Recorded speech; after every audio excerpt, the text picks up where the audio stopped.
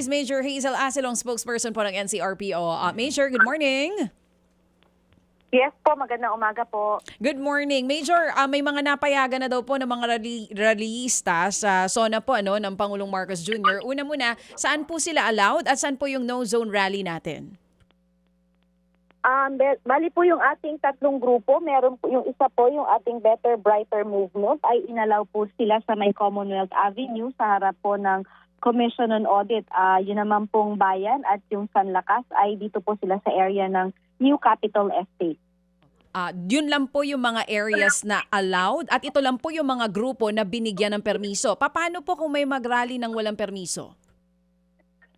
Magdidepende po yan sa sa pag-uusap po nila ng ating ground commander and negotiating team, dahil hindi naman po dahil walang permit ay hindi po sila pinapayagan, pero magdidepende po yan sa magiging usapan kung ano po ang kanilang magiging focus ng kanilang mga rally or yung magiging ganap po nila. Hindi po sila pwedeng i-allow syempre na maglagay po ng kanilang, mag-set up ng kanilang mga stage or kung ano pa man, mabilisan po yung magiging rally kung sakali man po. Opo. Yun ho bang INC, meron din pong application for rally?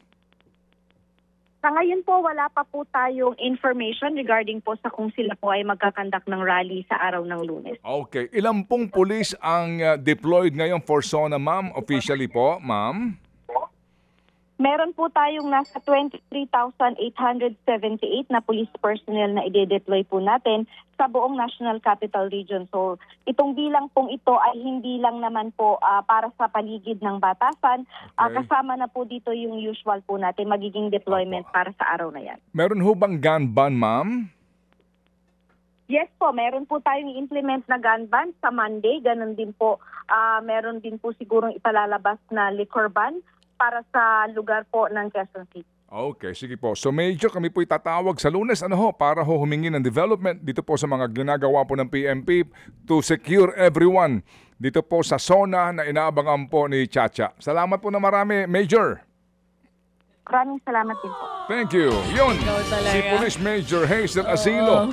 Mga kapatid, patuloy po kayong tumutok sa 105.9 True FM para sa totoong balita, impormasyon, music and entertainment. Mag-subscribe sa aming YouTube channel at podcast at sundan nyo kami sa Facebook, Instagram, X at TikTok sa True Network PH.